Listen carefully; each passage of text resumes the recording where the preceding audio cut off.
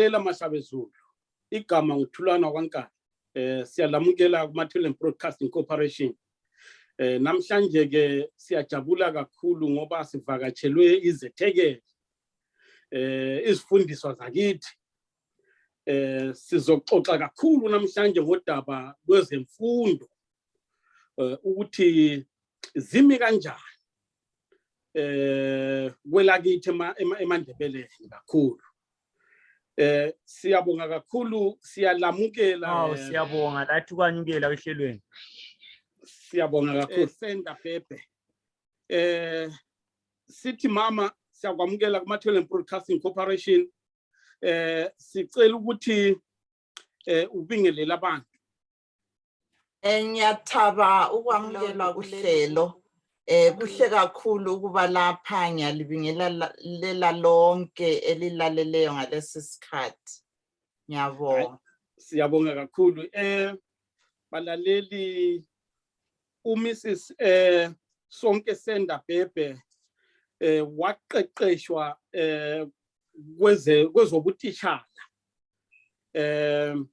Wasebenza engutitshala, wabuya futhi waba umphathi wesikolo okubizwa kuthiwa head teacher.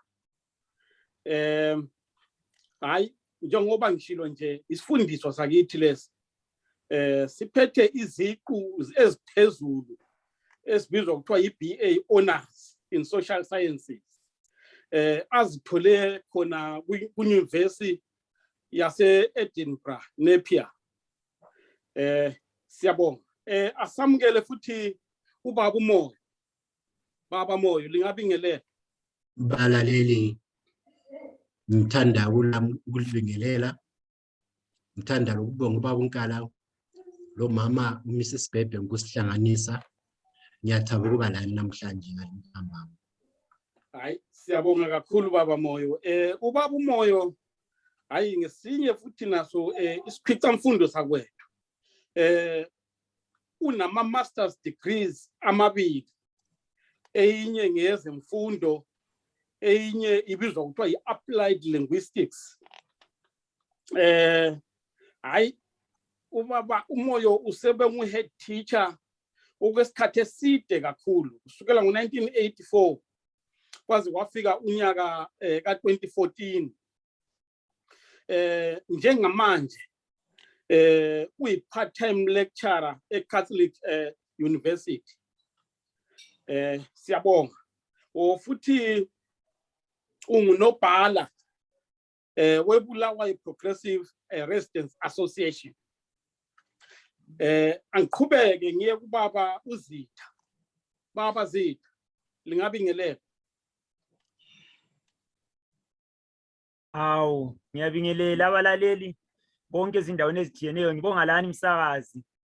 Ngibonge umama uSonke Bhebhe kanye lo baba uBenny Moyo. Hayi phose abantu bonke nje ngiyababona. Ngibajayele. Umoyo vele sisonke kuBhibha. So hayi ngiyathaba lami ukuthi ngibe khona kuhlelweni. Hayi siyabonga kakhulu.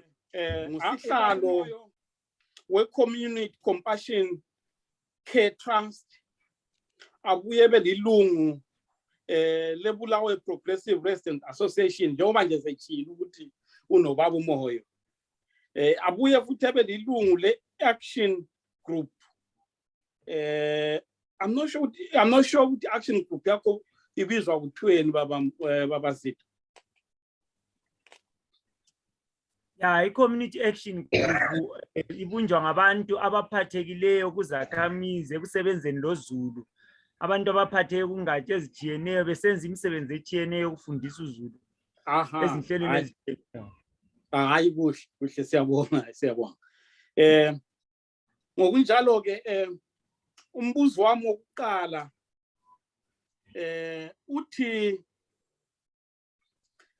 njengoba nje sikhuluma ngemfundo ikakhulu kwelakithi eMandebeleni sesizwile amahemuhemu abantu bekhuluma emakhoneni bethi imfundo kithi azisamanga kahle kakhulu. Abantwana abasaphumeleli ngendlela ababephumelela ngayo kudala. Umbuzo wami uzokuthi kungabe kuliqiniso yini lokho, kodwa ke asiwumbuzo emfisa ukuthi liqala ukuphendula. Emfisa liqala ukuphendula yilona othi wona ngokubuka kwenu ngesikhathi selodisha ezemfundo bezimi kanjani, siqathanisa nezemfundo njengamanje kulezi mbanga. Ngiyabonga. Kunzima ukuthi ngiqathanise ngikhangela ekuphumeleleni kwabantwana, kodwa engaqathanisa ngakho ngathi mhlawumbe engafaka ibala lesilungu ngithi efficiency ebikhona ngesikhathi serodisha ibiphezulu kakhulu. Kusazenzi kuyabhalwa ama-exams, kuzabe sibili haya kula muntu okuzakhanya kuthiwa amaphepha abonakale lapha esephaphe sesiyale lale. Bekule efficiency engathi bikhona kakhulu.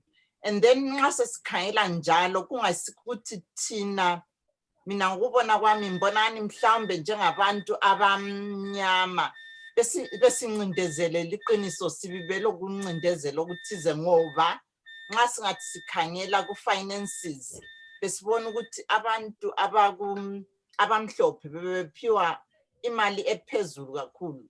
Izikolo zabamhlophe beziphiwa imali ephezulu, bezilakho ukuthi zibe lezinto eziningi ezitshiyeneyo. Abantwababo bebesenelisa ukuthi bafundiswe ama-subjects abanzi atshiyeneyo, kube lama-practicals, batrainele izinto zonke ezitshiyeneyo.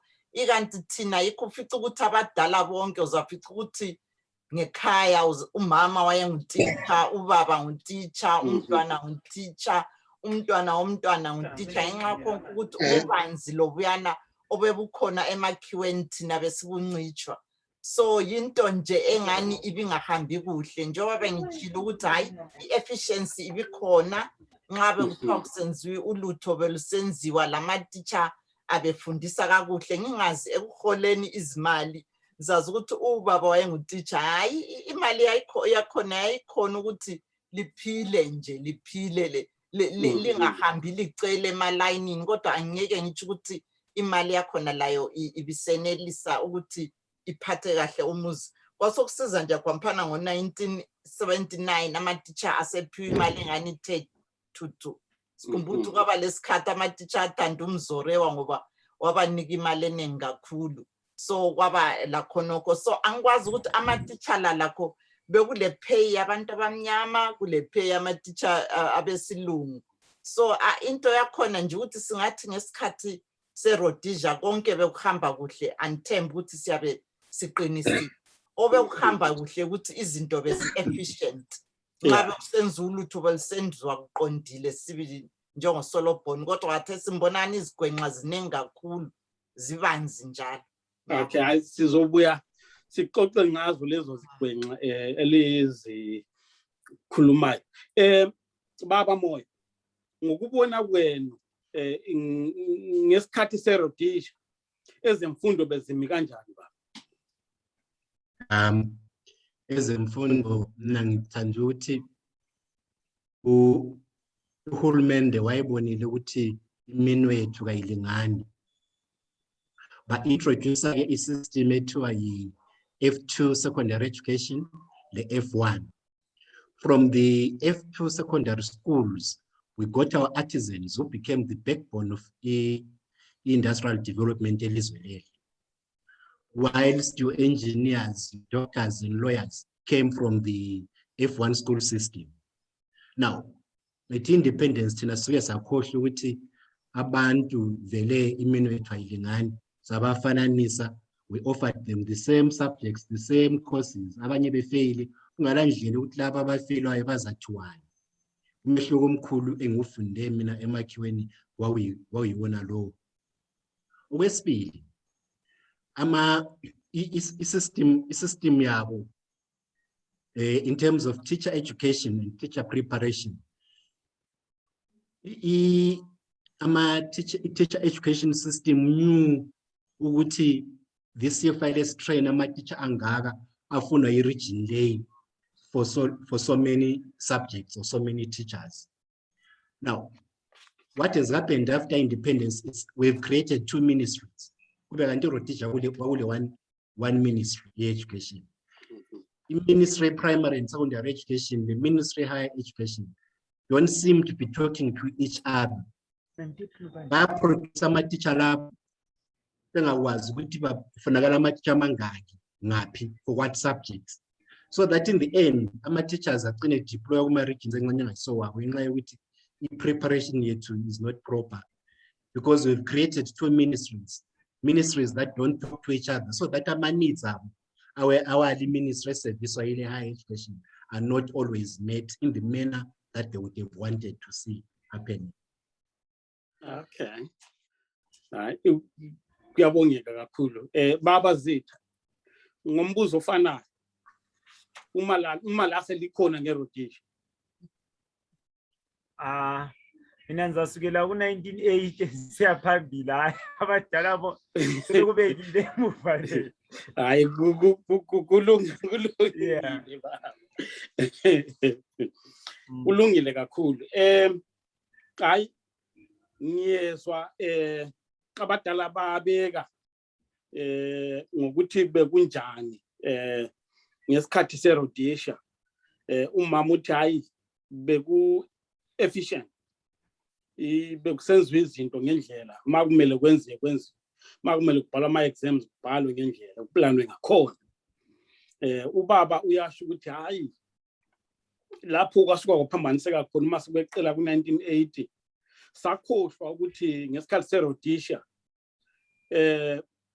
bekunama streams amabili u-F2 no F1 thina sathatha senza abantu bonke ukuthi banamakhono afanayo amatalenta afanayo safaka kuphela isibayeni esi1 kodwa ke bese ngiza kuwe ke baba Zitha ukuthi ma ubheka ke njengamanje kusukela ngo-1980 imi kanjani isimo sezemfundo.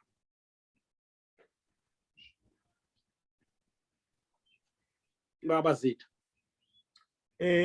Mina nxa ngikhangela khonapho ngizakusukela khonapho ngama-80s ngibona ngani from 1980s izinto zazingani zenzakala kuhle. Ngoba abantu ababefundile bona labo yibo ababethola umsebenzi. Singananzelela ukuthi abantu ababevela kwelakithi eMandebeleni abanengi yibo babesezikhundleni eziphezulu from kuma-1980s yangikhona, but kuthe sokubuya ngapha kuma-1990s yikho lapho kwaba lenguquko enkulu sokusebenza abantu abavela kwamanye ama-region sebebuya ngapha eMatabeleland.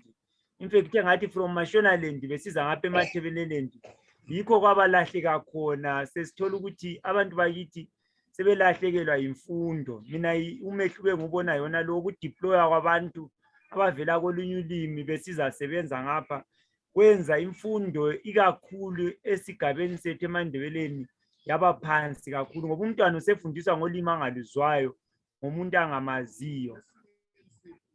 Yeah, angize kuwe baba Moyo ukuthi lina isimo sezemfundo njengamanje i-assessment yenu ithini, lisibona isimo sakhona sinjani njengamanje? Mina I have a problem with the quality of teachers that we produce. I've seen cases where uteacher ubuya lapha ezofundisa, say uzofundisa i-agriculture kodwa akayifundanga e-high school. I-subject oyifunde eseqeqesha izifundo zokuba ngumbalisi. Uteacher ozafundisa i-agriculture akabe nguteacher oyifundileyo from form 1 to form 4 wasesiyafundela ukuba ngumbalisi we-agriculture afterwards, then you are sure to look quality teacher uphuma lapho.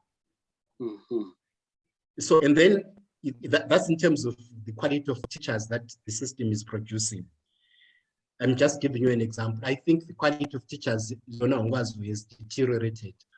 Teacher kathesi usebenza ekhangele iwatch. Thina sasingena emsebenzini ungachiyi nxa umsebenzi wakho wamhlanokho ungaphelanga. Yikho ukudrive. Isystem liyana ile tendency yokuthi nxa uqedile ukuba ngumbalisi awuhlala 2 years ukuprobation sokuphiwa ke isithupha sakho usupasa iprobation. Kaselapho konke khona. And then ngapha ebantwaneni the problem. Of course, abantu might criticize me for being old-fashioned, but umntwana ofele usub A wayengahambi kusub B. Thina silokhu sibaphushela phambili kuphela umntwana esiyafika form 4 so ngikhona realize ukuthi kuyafeyila isikhathi sonke wayengakwazi sokusela grade 1. Okay, ngiyabonga. Angize kumama. Libona kanjani lina? Lizibona kanjani isimo sezemfundo njengamanje? Izwe lonke, then in particular eMatabeleland. Lisibona kanjani? Ukuthi nje ngisibonela khatshana mhlawumbe engizakutsho maybe kungabe kungani maybe kungathinti exactly okuyikho kwenzakala on the ground angazi kodwa ngiyazama kakhulu ukuthi ngilandele okwenzakalayo ku-education eZimbabwe ngoba I have a very keen interest ekuphumeleleni kwabantwana. Engikubonayo kangako ngokuthi mhlawumbe ukuthi quality yabo injani kodwa engikwaziyo mina kusukusela ngitrainer as a teacher kwakususwa abantu eMashonaland bezotrainer kuma colleges eMatabeleland. Abanye bakhona babethi babebuya bengazi ngitsho isiNdebele athe qeda lapho adeploywe eMatabeleland. Into eyaqalisa kudala lami ngisatrain. Mhlawumbe asasingazange sinanzelele ngoba yayingani inlutshwane kakhulu. Iyahlupha kakhulu ukuthi ulimi olusetshenziswa ebantwaneni besesebancane kumele kube yimother tongue yabo isiNdebele kusukisela ekuqaliseni. So kusuka kuphambaniseke khona phana. And then bese kusiba le system yokuthi ungani ukufundisa kwakhona is sort of ukuthi abantwana bayacrema is the rote system where you just produce okufundileyo awunikwa sort of a chance to esingathi thina experiential education where abantwana bayafunda bahambe but experience abakufundileyo ngokwenza izinto ungaze kube kumfundiswa imaths umntwana kuqhakathekile ukuthi lokho akufundayo kube into realistic ukuthi into ayaziyo enzakalayo mhlawumbe babe lama projects mhlawumbe babe lama attachments athize maybe emabank babona into ezinjalo. Ngibona ukuthi education eZimbabwe ayilakho lokho ikanti ngokuba ku education system lapha ngikhona eScotland sengikubona ukuthi into enceda kakhulu abantwana ngoba umntwana ufunda vele esazi ukuthi ngifundela umsebenzi onje lo msebenzi uza yiwenza uphatha nxa ukuthi ngipasile lama subjects. Po eZimbabwe njengoba imisebenzi vele ingekho abantwana experience yakhona vele kayikho le vele le education system ayikuphanga khonokho. There is no system where abantwana are given the chance to have that experiential education eyo eqhakatheke kakhulu ebumba umntwana wholesome. So kusuka kwampo ukuthi anti dala kwakule F1 kule F2 iF2 babefunda ikakhulu nge-experiential education ukuthi babe experience konke kodwa iZimbabwe ithe isikusula konke lokhana yahle yasula le experiential education konke yakujikelale kwaba i-rote education. Rote education which is very iyalimita ngingathi isuka ilimite ukuthi umntwana eseqedile wenelisa ukwenzani ngoba kavele kazangabe le experience kangako. So kule problem ke khonapho and then kule problem again of education ingani nje ikakhulu eMatabeleland singathi sithatha even sukusela ku ground izikolo zinlutshwane kazikho ngesikhathi se ground kwampana kwakuvele kulezi mali ezazikhona ezaziphiwe ukuthi kwakhiwe izikolo eziningi zakhona azibuyanga eMatabeleland zaba eMashonaland izikolo eziningi lokho kuliqiniso nxa ungathi udinga lasemaphepheni ngibonani uDavid Coltart engu Minister of Education wakuthinta khonokho ukuthi Matabeleland infrastructure ye-education ivele iyalekha abantwana bayahamba ama 30 kilometers every day besiya esikolo 15 kilometers ekuseni uvele usediniwe abuyele futhi ntambama another 15 kilometers ufike dinenya angazabule homework uzayenza sikhathi bani le homework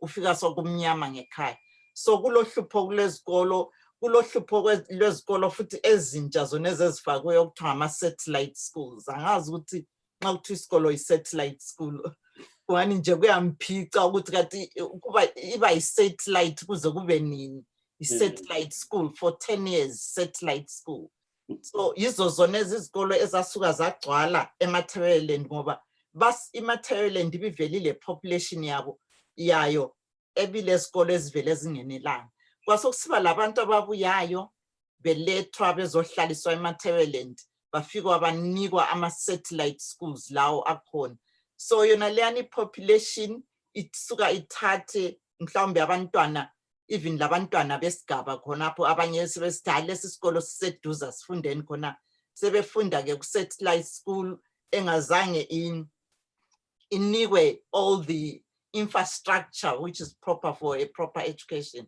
so kunzima sibili kule issue yama teacher kule issue yes in the way not the methodology of teaching itself needs a bit of revamping and also issue of infrastructure issue of distances ezihamba ngabantwana issue yokuthi abantwana abafundayo bazi babe bafundile bapasile njalo ngenye issue nale abayindawo bazibona ukuthi nje vela akulalutho olwenzakalayo ikanti singathi sikhanyela nganxanye eMashonaland bakhona abadobhadobha imisebenzi badobhadobhe kibo babuye bazodobhadobha lakithi futhi thina bese siphushelwa out abantwana sebephushela out abantwana bayakubona konke khonokho bakukhangele and lawe nxa umntwana kuba nzima lawe nxa umzali kuba nzima ukuthi umntwana ikakhulu ngikhangele emaphandleni kuba nzima ebazalini ukuthi baphushe abantwana ukuthi sibili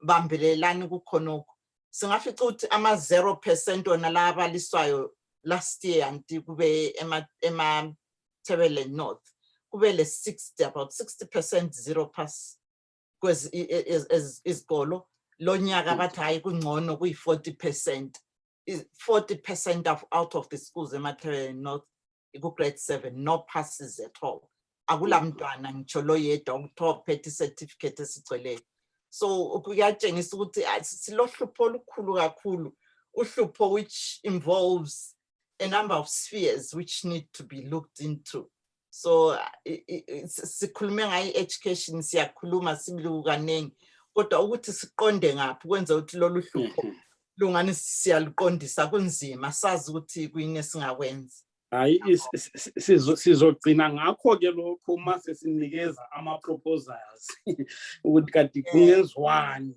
ukuthi kuze kulungiswe kodwa ke okwamanje angibuyele kubaba uMoyo baba uMoyo uma siqathanisa izikolo zasematabeleland nezaseMashonaland in terms of ama attainments abantwana kuma results abo likubona njani nxa sikhangela ama public examination lemphumela wabantwana kuleyo mdlaliso sibona kuphuma abantwana abanengi bepase bevele eMashonaland umntwana ebuyela ebelama 20 points 15 points 18 points but okusuka kusihluphe mina especially nxa singisebenza ku higher education abantwana bona bembathwa benjalo belama flying passes bepase ngama flying colors abakwanisi ukubhala isentence ngesilungu kahle iphume okuza reflect ukuthi umntwana lo is a star student iperformance yakhe ngapha ayisafana neperformance yangapha usuzibuza ukuthi kwenzeke kanjani ukuthi umntwana lo uphuma lama flying colors kakwazi ukubhala futhi kanje akwanisa ukukhuluma isikhiwa esiqede engaqedwe sefaka amabala esishoneni phakathi. Now that's one thing that we are noticing, but we also notice ukuthi silezikole ngenxa ye historical background esayithwe Mrs Bhebhe ama laboratories izikole ezilama proper science facilities and laboratories zilutshwane eMatabeleland. So in the end, universities like NUST that were meant to cater for this region instead zithatha abantwana abavela kunalana ama regions besiza ngapha ngoba yibo abaningi bangikhona abapasayo kwedlula abakithi ngoba abaningi bangikhona bephuma kuzikole ezazithiwa ngama upper drops uqala ezingalawo ama facilities e-science azanceda kuzifundo eziphezulu zenombolo eze-science lezama computer. Zilutshwana ke izikolo zakithi futhi especially emakhaya ezama computer labs offer ama subjects ngalawa njengabo computer science. So kuba lula kuba nzima ukuthi abantu abethu make a breakthrough in those areas. Okay, hayi siyabonga baba. Baba Zitha uke waphakamisa issue le ekhathazayo kakhulu eyokuthi abantwana basuke befundiswe ngama teacher asuka kwezinye izigaba. Umbuzo wami uthi kungabe kuyinkinga nalokho ukuthi abantwana bafundiswe ngama teacher asuka kwezinye izigaba. Uma kuyinkinga kuphi kwakhona? Okay. Kuyinkinga enkulu sibili esibulele kakhulu isizwe sakithi ngapha eMatabeleland ngesizathu sokuthi bayakunanzelela laba abantwana ukuthi kayisikho ukuthi kabakho ababalisi abafundela ukubalisa esigabeni sakithi eMatabeleland bakhona kodwa bengaqhatshwanga. So nxa benjalo bekubona kusenzakala ukuthi silaba ababalisi abafundileyo kodwa baqhatshwa, then bayebona kusuka umuntu from kwesinye isigaba ezofundisa ulimi lwesindebeleni lona lolo ngapha kithi bengalufundisi kuhle. Bahle babe le attitude abantwana ukuthi kambe siyafunda kumbe kasifundi. Bethi nxa sebesizwa ku-history izinto ezenzakalayo njengoba baba lomama bekhuluma lapha kuhle kubalahlekele konke. So sokuphambanisa abantwana kakhulu, kuyinkinga ngaleyo ndlela. Abantwana kasoze baphumelele sebemakelwa bazamakelwa ngumuntu olwazi ulimi. Befunda kodwa befundiswa ngumuntu ongalazi ulimi. Sokubaphambanisa besiyabhala even imhloliso sesiphuma labo 0% bona lapha. Yeah, angize kuwe mama ngombuzo ofanayo. Ngiyabheka ukuthi lifundisa lini eScotland kodwa ke lisuka khonale. Kuyinkinga kangakanani ukufundiswa ngumuntu ongasuki esigabeni sakho ongakhuluma ulimi lwakho? Kuyinkinga sibila. Angithembi ukuthi bengingafika kwampa eScotland ngithi ngicela ukuzofundisa kodwa hayi isikhiwa ngisikhulumi. Ngikhuluma ngizazama ukuthi ngilifundisa anti bazi ukuthi ngizazama ukuthi ngilifundise ngesizulu. Isizulu phela li language abayaziyo ukuthi ikhona. Xa wathi sindebele kuyalahlekela abantu. Angikholwa ukuthi bebeza ngiqhatshe. Bengeke ngiqhatshe loba ngizafundisa maybe imaths kumbe mfundisani. Kumele abantwana ngibafundise ngesikhiwa. Ngithi kuyafana abantwana nxa besesigabeni abafunda abakhuluma khona isindebele kumele ababalisi ababafundisayo benelise ukukhuluma isindebele. Asitsho ukuthi kumele babe ngamandebele, hayi asitsho njalo. Sithi kumele benelise. Nxa ngalinika umzekeliso mina ngingu head teacher kwesinye isikolo eMguza lapha. ngayingilombalisi omunye ngizamqamba isibongo wayengwakoma mapenzayise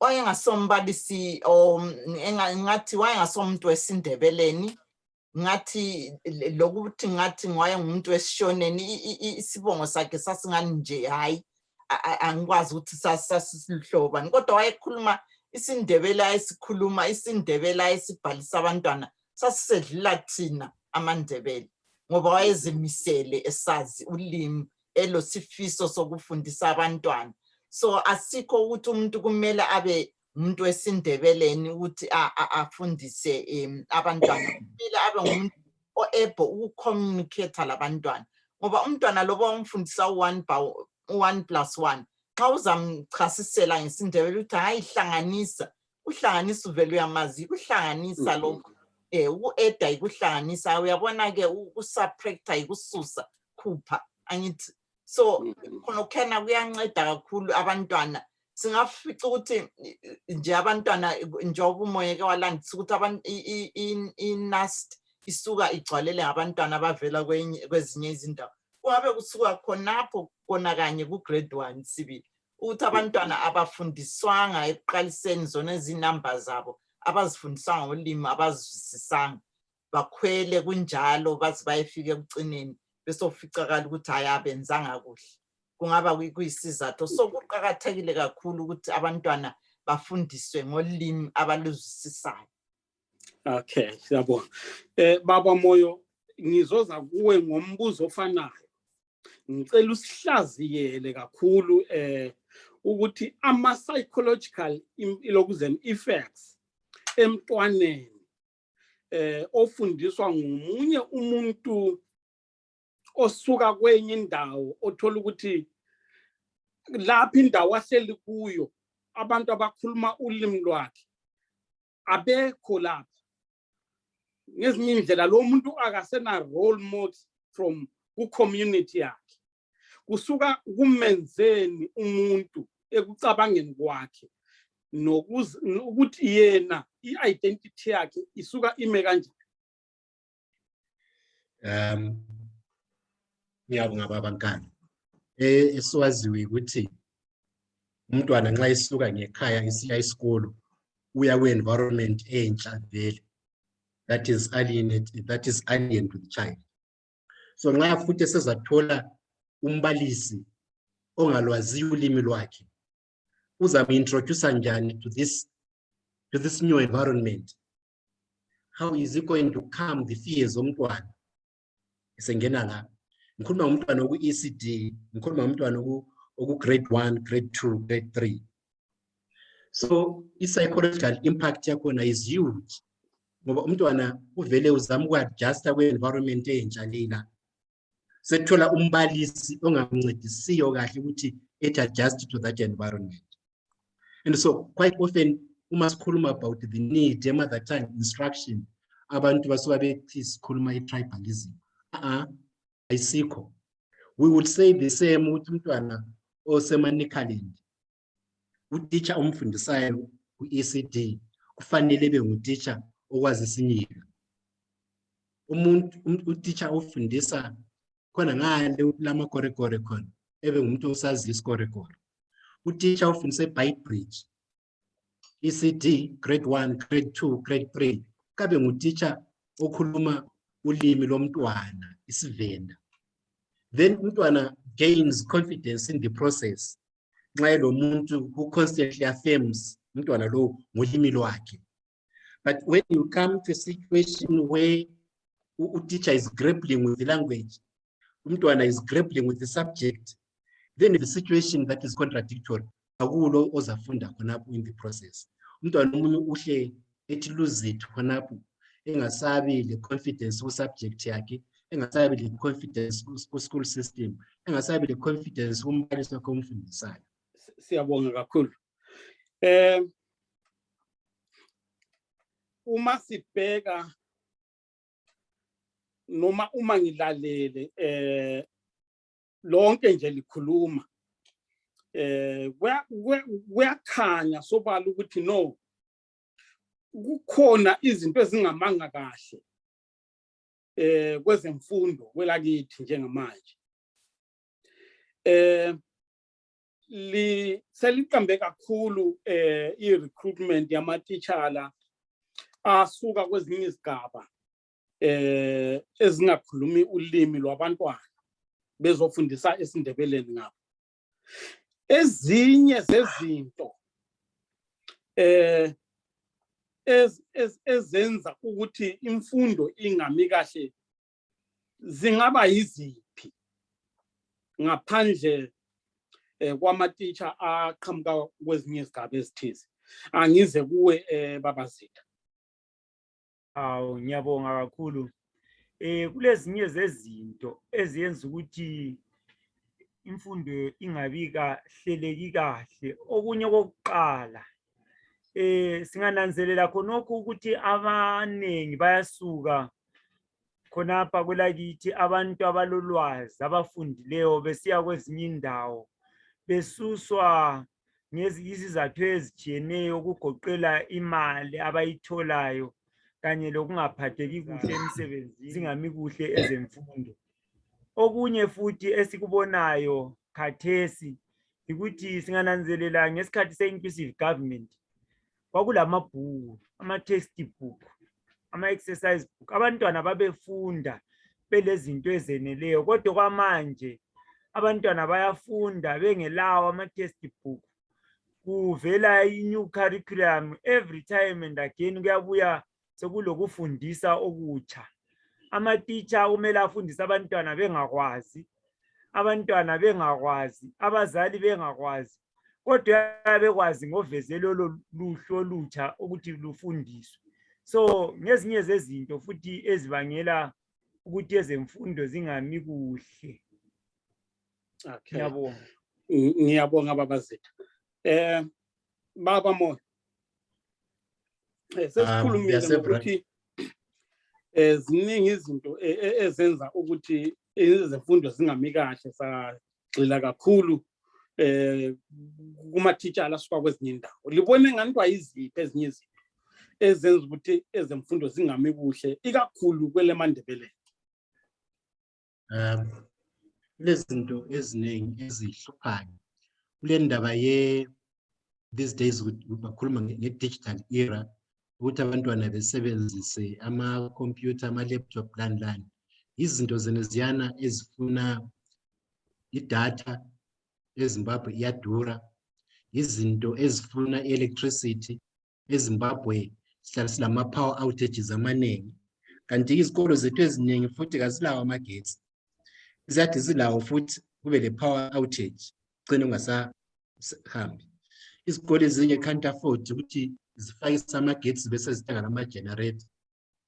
So kusitsho ukuthi abantwana babayanga don't get to have that access.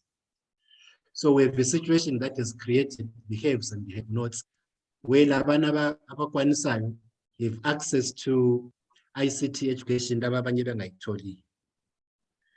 And then okwesibili, I think there's too much political interference. Kasekeleni uprincipal ebe ngumprincipal ebe ngumphathi enze umsebenzi wakhe ofundeleyo. Kolthat ngesikhathi laphana it championed something that I liked.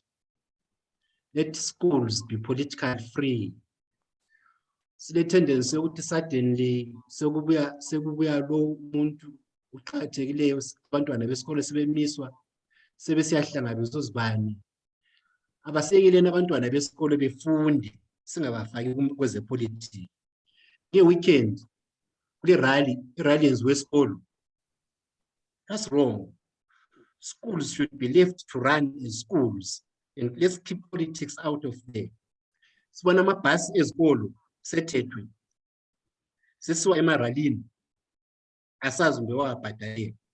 But given the culture of violence in the country, amabhasi lana ngachawa ukubase the costs zakhona ke, ngoba amabhasi ngowesikolo phela soma political parties. Ngezinye zezinto ezihluphayo izinto ezifuna ukukhangelwa. And then kulezinto ezinye ezihluphayo is underfunding of education. Too little budgetary allocations masesikhangela most of the times atwele defense security forces betwele malening kwedlula education. But the state's infrastructure is good as it is so bad. We need to put a lot of money in improving infrastructure, and then a lot of money also in improving the quality of education that we get. And I think also uhulumende must learn to consult. Kanya new curriculum is there has not been enough stakeholder consultation. Abazali, ma-teacher unions, nama-teacher ngwawo, nabantwana. Izinto zenezo ezenza ukuthi impumela yethu as a country, education yakhona ibe low. And then we get cases where security examinations is not guaranteed. So siyabe singakwazi ukuthi ifraud eyenzakalayo is deliberate kumbe kuyingozi. Sizokuthiwa lo was caught cheating, lo was caught cheating. So we need to improve on the security examinations. Okay. Hayi. Kuhle kakhulu siyabonga ubaba Moyo lapha. Mama, ngize kini futhi ngombuzo ofanayo. Iziphi ezinye izinto ezenza isimo singami kahle kwezemfundo? Yeah, Nthemba okunye benge ngakuqamba ukuthi infrastructure kayikho, abantwana bahamba imango emide. Okunye njalo khona ukuthi imisebenzi yeMatabeleland abantwana abathe bafunda bapasa isuka ithathwe ngabanye bese kusenza ukuthi laba abasafunda labo mhlambe lo moya wabo ungani nje uya ngani ukuthi bamangala ukuthi khathi khona ngizafunda ngizakwenzani, ngingathi ukuthi mhlambe lokho kungabe kuyikho kwenza ukuthi abantwana bangaphumeleli. Hayi, kodwa nje ngibona kuluhlupho olukhulu kakhulu ukuthi isikhathi abantwana nxa besesikolo bafunda mhlawumbe basemsitheli kwampana umntwana nangu sepasile ayedinga umsebenzi awuswele, kodwa aficanisa ukuthi umntwana ovela ngaphandle kweMatabeleland nguye ophiweyo lo msebenzi. Kuluhlupho lokho, into okumele ikhangele. And then as I said as well, ngingathi indlela ebesifundisa ngayo eZimbabwe lami ngizifaka phakathi yana road system yokuthi umntwana at the end of the year sokumele athi reproduce nje abhale phansi ephepheni. Asizange sikukhangela ukuthi mhlawumbe abantwana bafunde for holistic education whereby bafundela sibili ukuthi hayi ngifunda konke khonokho engikwenzayo into enzayithwala ngifumbathe ngizayenza khathesi ngiyenze kusasa into ezangiphilisa. Ngathi mhlawumbe i-education yethu ingani ayikho khonapho, loba nje kukhanyani curriculum sebeyitshintsha sebezama ukuthi benze kanjalo. Uhlupho ukuthi bayitshintsha ababalisi njengoba betshilo Moyo, ababalisi bengatrainwanga ngendlela eqondileyo ukuthi babe layo i-ability to assess for learning, because ngibona ngani i-assessment ezikhona ezinengi abantwana sebefundile, ikanti xa kuyi-continuous assessment uteacher elama-skills of assessing abantwana balakho ukuthi bafundise kakuhle abantwana, ukuthi loba umntwana esiyafika ku-exam vele i-exam nje sokuyithi hayi kuyabhalwa, kodwa uvele yena engqondweni yakhe lekwenzeni kwakhe i-subject matter uselayo is something which he has experienced already, ukuthi angayithatha ayisebenzisa loba engazange apasi exam, loba engazange aqhatshwe ngomunye umuntu. Ngoba njengoba sibona imisebenzi ikhanya ukuthi simele ukucreate imisebenzi kunzima, kumele sifunde lokhana kumele abantwana bafunde lokhana okuzakwenelisa ukuthi bazicreatele bona imisebenzi or ama-chances of making a living. Ngibona nje yiwo ama-problems esilawo la khona ukuthi nje khona kokuqanjwa ngumoya ukuthi ama-exams sokunzima ukuthi wakholwe, ngoba nxa ukuthi njengoba esithi ukuthi abantu babuya belama-flying colors kodwa kungakhanyi ukuthi ama-flying colors akhona avele ngaphi, ngoba yena ngokwakhe kenelisi ukwenza lutho.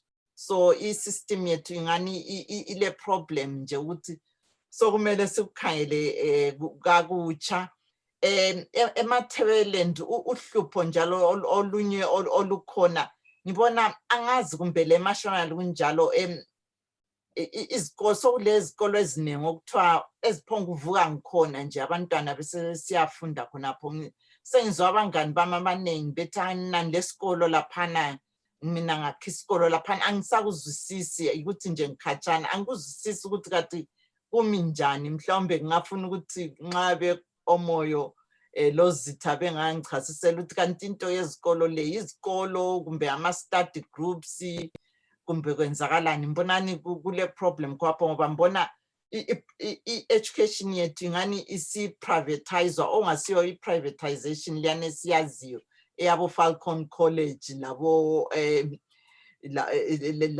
lezinye izikolo ezama-church ungani nje sokuphonga uvuka ngikhona angazi njalo so kungabe kuyiluhlupho olukhona olwenza ukuthi mhlawumbe ungafica ukuthi zona izikolo zinengi kakhulu kithi khona ngapha singananzeleli so bengicela ukuthi nje into emfisa ukuthi ngiyazi ukuthi kati kwenzakalani yabo asizwe ubaba umoyo ukuthi uthini ngalokho. Yes, sayizwa leyo ndaba.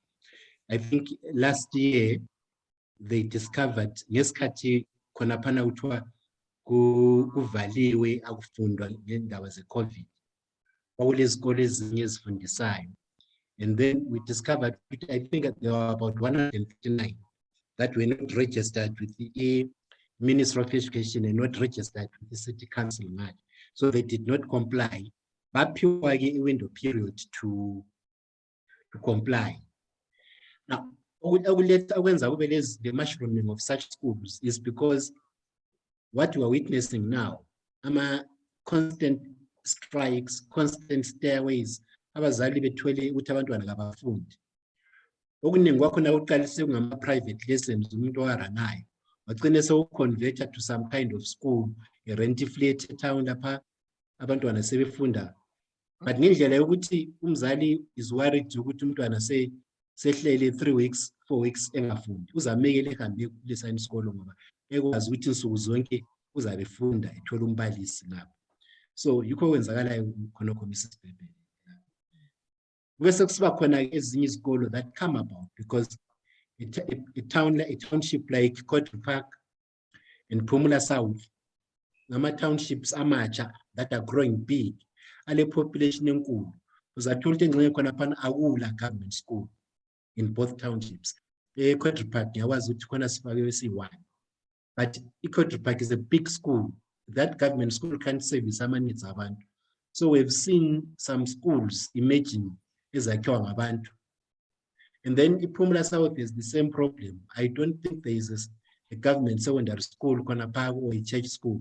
So what we've seen are private people coming in to fill the gap, Echiwa, Mhulumende, and other stakeholders.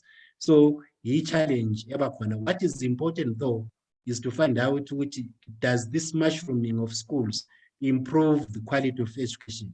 Does it improve or it merely affords abantu access to education? Njengoba baba Moyo lithi bezingekho registered.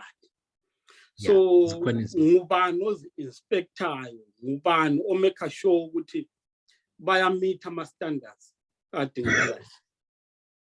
Owayenza lezi discoveries enezobathesi ukuthi kwakuvaliwe ngenxa ye-COVID. But some such schools ovuka ngikhona we operating.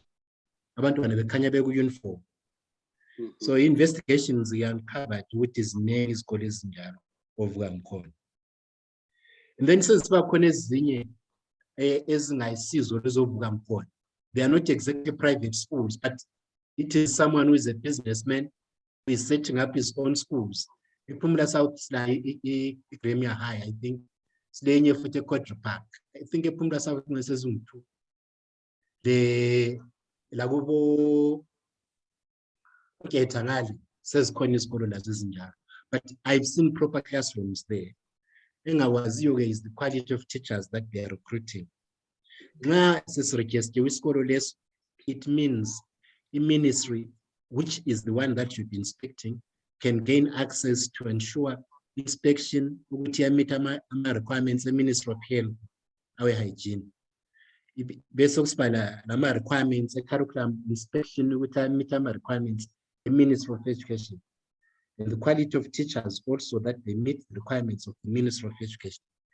Once the school is registered, it enables the ministry to carry out those inspections, and the Ministry of Health to do that. But now we shadow schools, nobody is monitoring, nobody knows what is happening. Okay. Before siye embuzweni wami ukuthi lezi zikole ezinjalo abantwana bayabhala ama-exams bese ezikoleni lezo or basuka bayebhala kwenye indawo zona zi-actor just as I don't know nxa bezingaziwa babhala njani ama-exams abantwana lapho. Yeah, i-problem angitsho lokuyizikole eziningi like mushroom ngesikhathi se-COVID ivaliwe. So even the formal schools ade bengahamba kuzo besabhala bezingekho. But what I know is abantu abalezikole ezinjalo then go to spaces beregister abantwana bebhala. Ngesikhathi ngisemasiya phambili I quite a number ngamangala ukuthi suddenly I have 30-40 external students sebevela ngapha, until I discovered one guy was running such a school in town. Okay.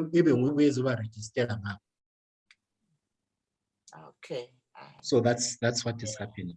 You never also registered Senda. Okay. Hayi siyabonga. Ngifuna ukuthi ngincedise lapha baba. Yeah, kulungile. Yeah, okukhona ukuthi njengoba sithile ukuthi ama-teachers amaningi ngawaholi. So okwenzakalayo ukuthi ama-teacher ezikolo lama-headmasters khonapho yibo abasuka bebe siba lokungama-satellite schools khonokho okukhulunywa ngakho.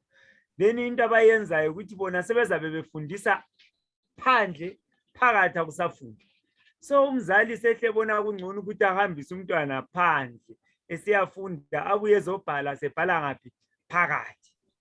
So yikho kwenzakalayo vele even khathesi ngasikhangele even labo ECD bona laba introduceweyo ngaba ama-teachers abaranayo then umntwana abe sehamba ngale sikolo sesenjani sefundile. So abazali bayakwazi ukuthi yikho kukhona umoya uyakugciza yikho kukhona. Hayi siyabonga Zitha, hayi wena uyakusho njengoba kunjalo. Yeah. Okay, baba Zitha angize kuwe ngalombuzo. Kunalento esizwayo ukuthiwa abantwana abasuka from Matabeleland abasithandi isikolo ngoba vele bazitshela bona ukuthi bangaqeda uform 4 sebezihambele lokhu zene eSouth Africa noma bafailile noma bapasile. Yinto ngabe iqiniseke kangakanani le?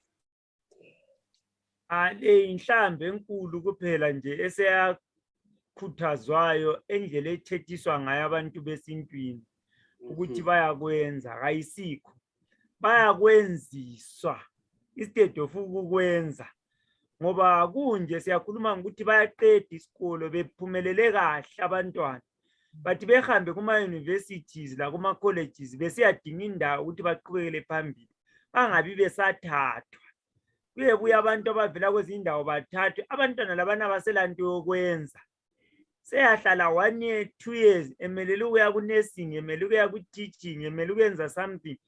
Abengasakuthola agcine sehambile lapha ngayathola khona umsebenzi.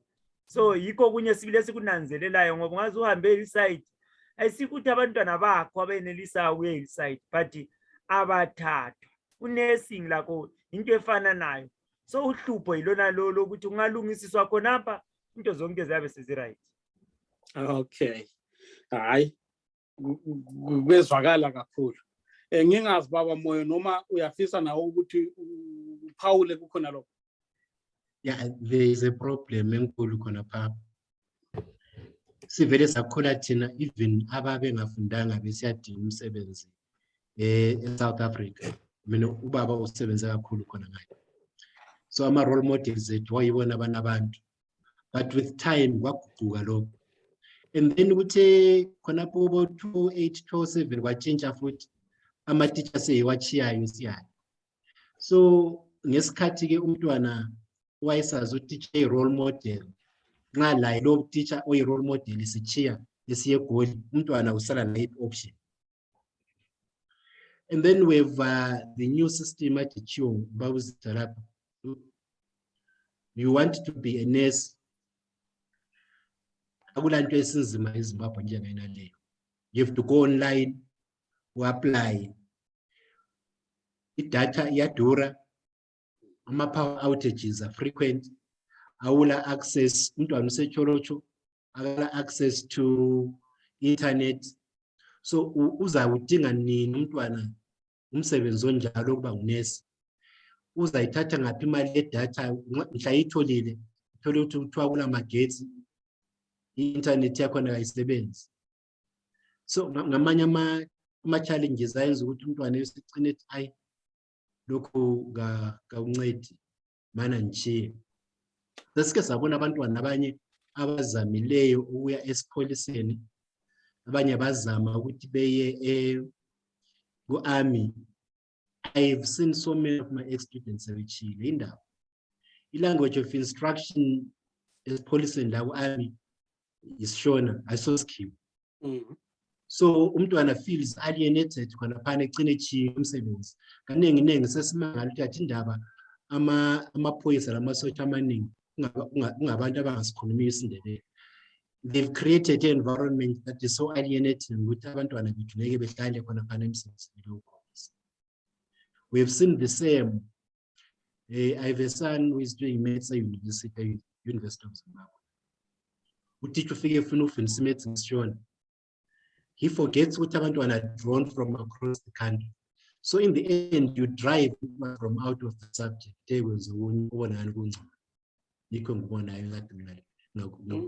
Okay.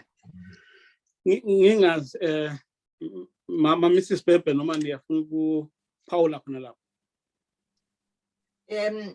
Khonokho bekuchiwe ngoba okuchiwe ngobaba umoyo lo Zitha ukuthi hayi inhlupho zikhona kodwa ukuthi kuthiwe abantwana besindebeleni abafuni ukufunda mbona khonokho okuchiwe ngobaba uZitha ukuthi hayi le inhlamba singani mhlawumbe sikhohla okuyikho kuliqiniso okukhoza ukuthi kube lehlupho ku-education eMatabeleland njengoba sikubalisile infrastructure yikho amatitshala kawakho loba amatitshala engabakhona kodwa kwenziwa ngabomo ukuthi istaffing eMatabeleland ibe zima ukwenza ukuthi abantwana bangaphumeleli. Mina ngokubona kwami ngoba amatitshala abe khona angafundisa isiNdebele kodwa ukukhetha ukuthi kufakwe abantu abangasoze baphumelelise abantwana. Nxa abantwana bevele benikwe umbalisi owenza ukuthi bangazwisisi abakufundayo and then kuzaphuma kube njalo ukuthi abasoze benelise ukuthi bapase kuhle ama subjects abo and then so kufulfilla khona ukhana abavele bekufuna ngithi sesifakwe lapha ku situation yokuthi sifulfille khonokho abavele bekufuna ukuthi kukhanya ngani hayi abantwana besindebeleni abakufuni ukufunda.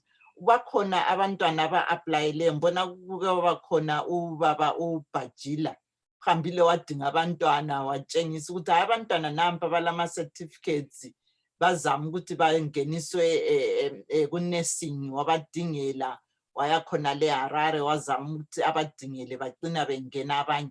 Kuyatshengisa ukuthi abantwana bakhona baya-apply kodwa abanikwa imisebenzi. So ukuthi bayafeyila ngenxa ukuthi abafuni isikolo asiloqiniso lolo ngoba singakhangela even sukusela ku-ground kulento eziningi kuvele kuluhlelo olufakiweyo olubonakala kamhlophe ukuthi lapha was set to fail. When you are set uhlupho luyini vele ngalokho engikuzwayo nje likukhuluma ngingafinqa ngebaleli 1 kuphela elithi politics. So kusho ukuthi politics yiyo engaphansi kwakho konke lokho ade likuphawula ipolitics lithi kumele kwenziwe kungenziwani ukuze kulungiswe isimo lesi simi kanje. Baba Moyo angize kuwe ngiqale ngawo. we need to increase funding for education. To alternative means, PPP, private-public partnerships, to improve infrastructure ezikolweni zethu. I-budgetary allocation to education must be consistent with my requirements African unit government on education. 2, Matabeleland specifically, we need an affirmative action program by government commits itself to improving infrastructure, affirmative action that aims at improving the deployment staff to make up for the lost decade. But between 1980 to 1990, we lost out during the ground era. When other regions were developing, we remained behind as goal. So we need an affirmative action program that specifically targets Matabeleland, targets our schools, targets building better teacher colleges, targets building better classrooms, and building more schools. That I think is important.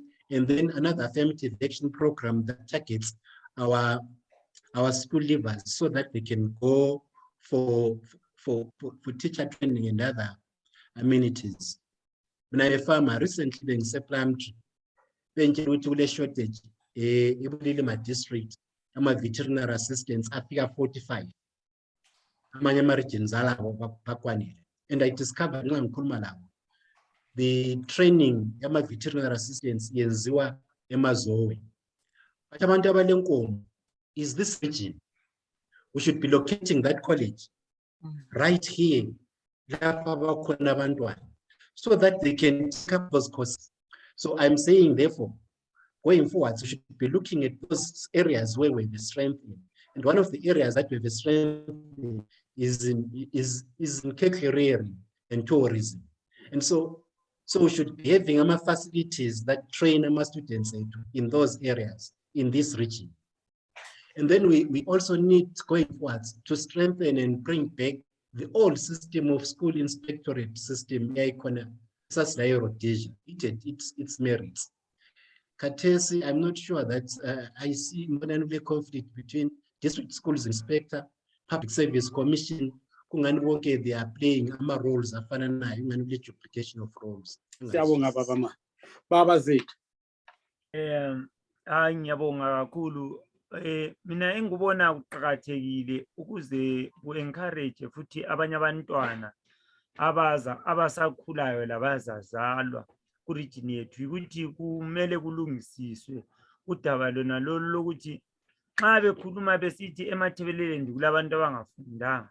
First thing, sicela ukuthi bona laba abafundileyo abantu baqhatshwe emsebenzini. Kube yibo abathungamelayo ezingatsheni zona lezi ezikhona. Kubonakala sesiqedile ngabo akusela, then lokho yabe kusele kube sokugcwaliselwa yilabo abangekho. Point number 1. Point number 2, yona leyo kuyakhiwa kwezikolo.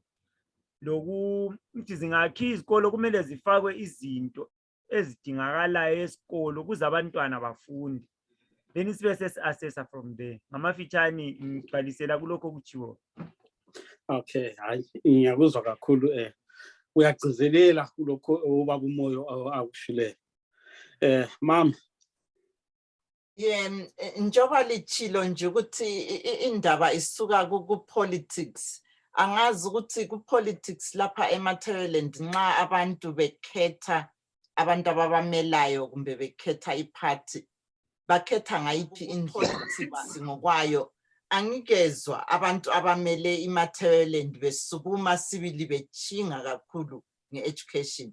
Angazi kumbe kwangikhulu kumbe ama-MPs kumbe ku-council sibili there is a targeted development sibili ukuthi hayi lapha izikolo sibili sifuna ukulungisa kube nje ngoba nxa ukuthi kube lento enjalo ngibona lami bani siyafika ezindlebeni zami ngoba ngihlala ngithile sibili ngokwe-education.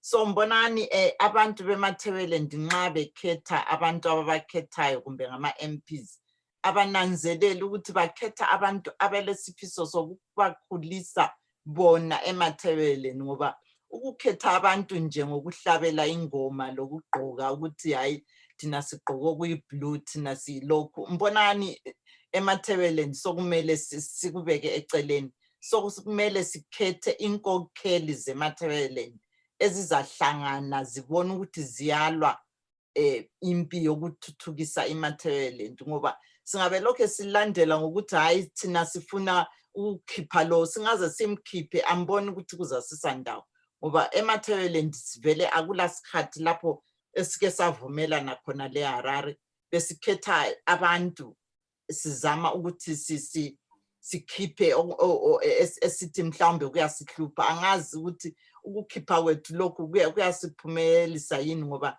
xa ngikhangele iMatabeleland has been an opposition stronghold, kodwa abantu bona besibakhetha ukuthi sibathembileyo abazange basimele kangako education, abazange bakhale kakhulu. Kukhona nje lapha lalapha ebesibona ukuthi hayi kukhaliwe, kodwa mbonani ukukhala kwama MPs lokwama councillors labo bonke bekhalela i-education yeMatabeleland kumele kuqakathekiswe kuma policies ama parties esiwasupportayo.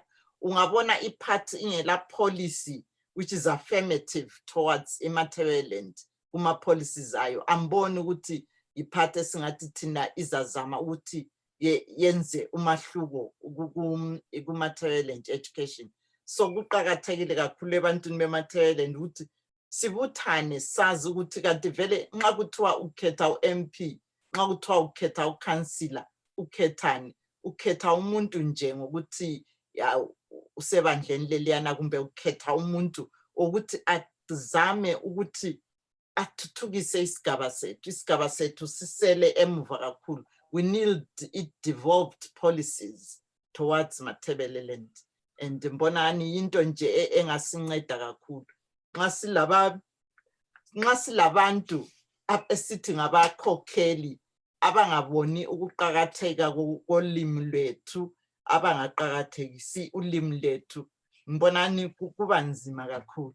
So ngokuxwayisa kwami mbona bantu beMatabeleland kumele lisukume lazi ukuthi ukukhetha umuntu as MP awukhethi nje ukuthi politics lokuhlabela lokuya eralini, kuinvolve konke, ikakhulu i-education iku-politics kakhulu kakhulu, ngoba khona ukudeploya kwabantu abangazisi Ndebele ingabomo ukuthi sebefuna ukudeploya abantu besindebeleni bani bakwenza. So i-opposition yethu ayizange ikumele konke lokho, sebele 20 years abanye bekhona, kodwa angaze ngizwe bekumela sibili bechinga kusiba nzima. Ngaba kulomunye sibili ngambuzayo ukuthi kanti pho lenzani ke ngalokho, kuze kube namhlanje nxa ubona iparty esithi thina hayi laba bayasizwisisa eMatabeleland ingazange ibe le ndaba nzima sibili ukuthi kuyachingelwana lapha ngendaba yeMatabeleland yokufakela abantwana abantu abangakhulumi ulimi lwabo. Amboni ukuthi ngabantu abasimelayo. So ngibona nxa singafika lapho eziMatabeleland sazi ukukhetha, mhlawumbe kuzasithuthukisa siye phambili. Ngiyabonga. Hayi siyabonga kakhulu, kuyezwakala kakhulu lithi abantu baseMatabeleland manje sesifikile isikhathi sokuthi bakhethe abantu abazobhekela izimfuno zabo, abazobhekela ama-interest abo. Uma i-political party ingena affirmative action ekhulunywe ngubaba uMoyo or equalization program, kusho ukuthi leyo political party vele nje ayikufanele ukuthi bebuye nje bezocela ukhetho, bezocela ivoti, ikuganga nje kuphela. So hayi sibongile kakhulu bakwethu, mbona asilugqibe lapha uhlelo lethu. Ngizoza kuwe baba Zitha, ngithi sicela usinikeze ama-closing remarks akho baba, ube suvalelisa. Mina ngithanda ukubonga baba Nkala, ngibonge kumama lapha uMabhebhe lapha, ngibonge futhi nakubaba uMoyo ngokusilungisela iprogram enje, ingani kungahlala kunje. Hayi thina lathi njenge Community Compassion Care Trust sazinika umlando ukuthi kufanele siyenze umahluko. So silama groups lapha esizama khona ukuthi sincedise abantwana khona laba ababhalayo ukuthi bathole ulwazi olufaneleyo. Singasebenza sonke singabantu besindebele kumbe Matabeleland siza kukhulu sizakulwenza umahluko omkhulu kakhulu. Siyabonga. Sibongile kakhulu. Baba Moyo, ama closing remarks. Ngithanda ukuthi ngicizelele futhi isizwe esingaqakathekisi imfundo siyisizwe esilahlekileyo. Ngakho kuqakathekile njengabazali, njengohulumende, njengezakhamuzi ukuthi sifake imali eningi entweni zemfundo. Kuqakathekile njalo for us in this region to lobby for an affirmative action program that targets Matabeleland in all its aspects, the educational development. Siyabonga kakhulu baba ma. Mama, ama closing remarks. Ngithanda ukubonga kakhulu ngibonga bonke abathe baza kulelu uhlelo. Ngibonga ubaba Zitha, ngibongelo baba uMoyo, ngibonge lawe Nkala ukuthi usinxusile sazoxoxa nge-education. Ukuxoxa kwethu nge-education themba ukuthi ekuxoxeni lapha kungaze kube kukhangelelwe kumbe lukhetho kumbe kukhangelelweni.